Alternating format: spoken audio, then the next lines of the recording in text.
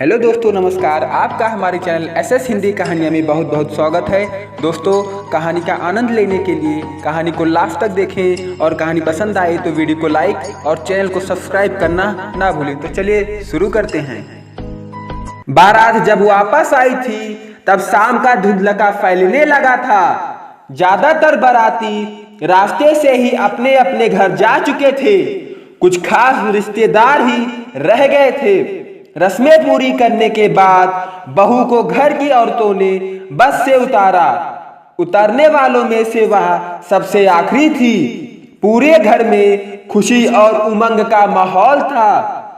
दहेज में मिली चीजों को बस से उतारकर बाहर की बैठक में सजा दिया गया, जिसे देखने के लिए अड़ोस पड़ोस के औरत मर्दों का तांता लगा हुआ था। लोगों के ध्यान बहू के बजाय उनकी चीजों की ओर ज्यादा थे। बहू को अंदर वाले एक कमरे के कोने में बेड पर बैठा दिया गया। छोटी बड़ी लड़कियां राधिका के चारों तरफ मंडरा रही थी। सुबह होते ही पूरे घर में कोहराम मच गया। जितने मुंह उतनी बातें। ऑनलाइन तो सबने देखा था, इतना भी नहीं दिखाई दिया। जवाब मिला, ऑनलाइन चेहरा दिखता है, बदन या कमर नहीं।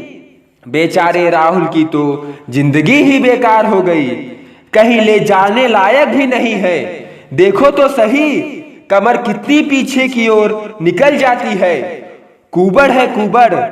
जब हम खुद देखने गए थे तब इसने साल ओढ़ रखी थी, इसलिए तब कुछ पता ही नहीं लगा। राहुल के पिता ने सफाई दी, क्योंकि शादी से पहले राधिका को बेटे के साथ देखने वह भी गए थे। अब ऑनलाइन एजेंसी को क्या कहें, वे लोग तो पूरे 10,000 रुपए डकार गए थे पहले ही दिन रजिस्ट्रेशन के नाम पर। अब यह कोई शहर तो था नहीं कि राहुल और राधिका को कहीं बाहर घूमने दिया गया। बिहार का पिछड़ा सा गांव ही तो था। घर में एक कमरे में मेज पर एक तरफ राधिका बैठी थी, वहीं दूसरी ओर राहुल की माँ एक तरफ बैठकर इस होनी पर आंसू बहा रही थी। औरतें राधिका के मायके वालों को उलाहने देते हुए राहुल की माँ को ढांढस बता रही थी, जिन्हें दहेज का सामान देखकर जलन होने लगी थी। वो भी इस समय घड़ियाली आंसू बहाने की कोशिश कर रहे थे।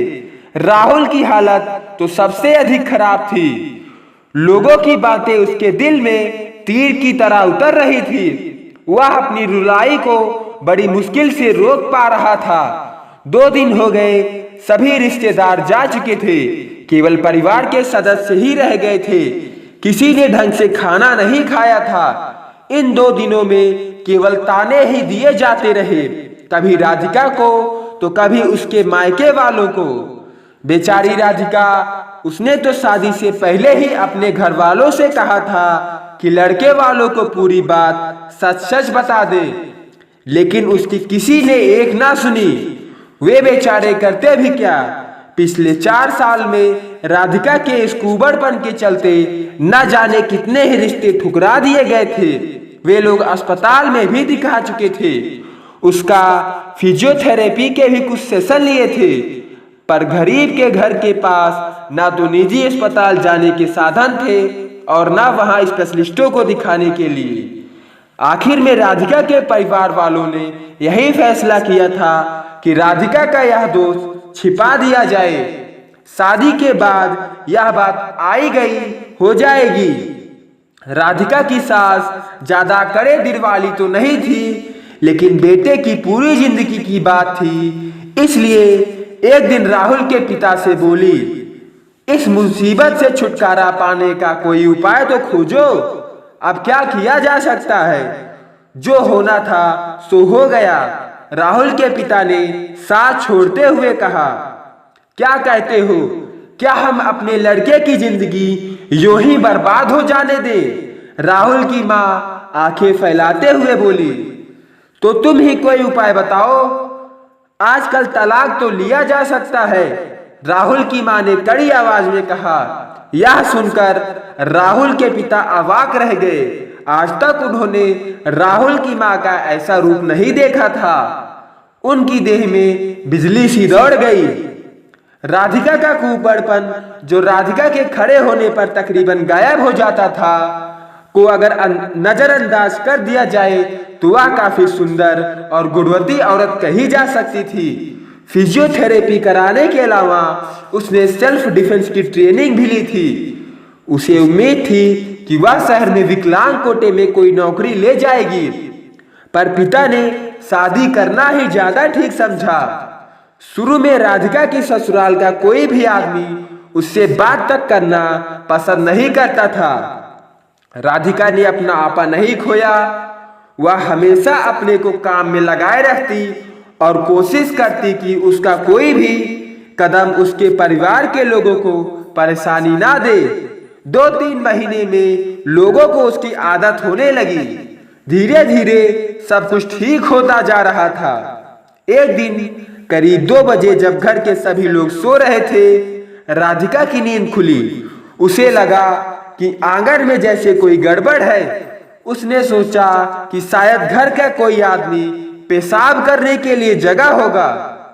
वह फिर आंखें बंद करके सोने की कोशिश करने लगी। दोबारा फिर खटर पटर सी हुई। राधिका जमीन पर ही चटाई पर सो रही थी। बराबर में राधिका का बेड था जो दहेज में मिला था। वह उठकर बैठ गई। राहुल खर्राटे भर रहा था। राधिका हिम्मत करके उठी और कमरे के दरवाजे की ओट में खड़ी होकर आंगन का जायजा लेने लगी। अंधेरी रात थी, फिर भी राधिका को आंगन में 2 परछाइयां साफ दिख रही थी। एक ने अपने कंधे पर काफी बड़ा थैला लटका रखा था। राधिका के दिमाग में बिजली कौंध गई। उसके सामने पूरी हालत साफ थी। राधिका ने देखा उन्होंने दीवार के सहारे एक सीढ़ी लगा रखी थी, जिसके द्वारा एक आदमी दीवार के ऊपर पहुंच गया था। गांव वालों को मालूम था कि राहुल के पिता 2 दिन पहले ही फसल बेचकर 2 लाख रुपए लाए थे। वे घर में ही थे। लगता है किसी गांव वालों ने ही हाथ साफ करने की कोशिश की है। दूसरे ने चढ़ने के लिए सीढ़ी पर पैर ही रखा था कि राधिका बिना एक पल की भी देरी किए बड़ी फुर्ती के साथ उस पर टूट पड़ी और उसे धक्के से गिरा दिया।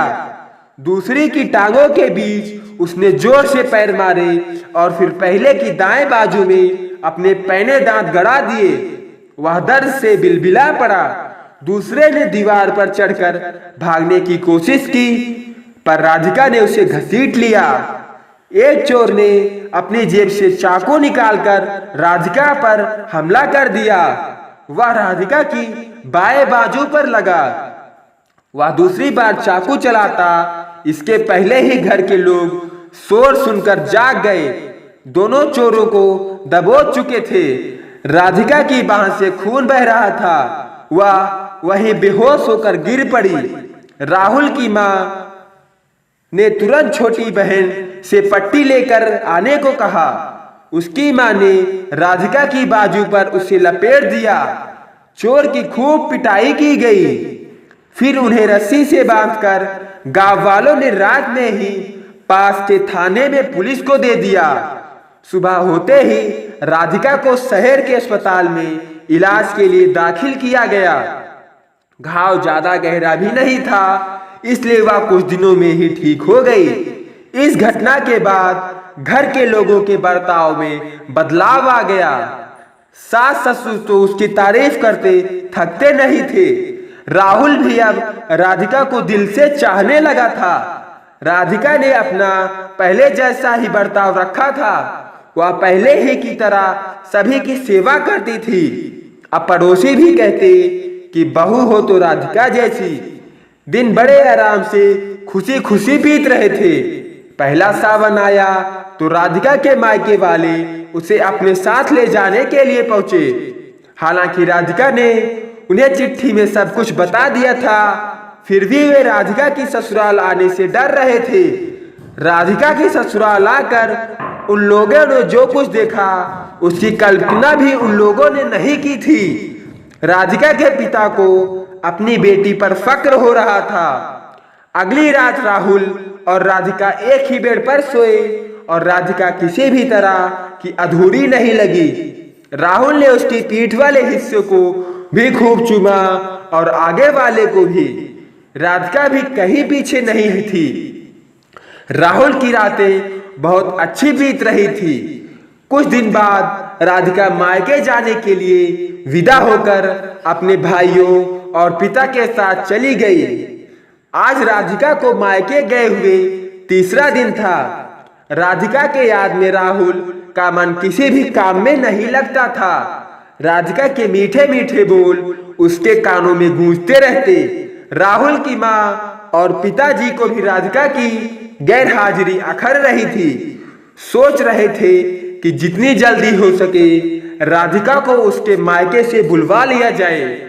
उन्होंने पूछा भी राहुल से कि उसे मैसेज करे, पर वह शर्मा गया कि पत्नी क्या सोचेगी।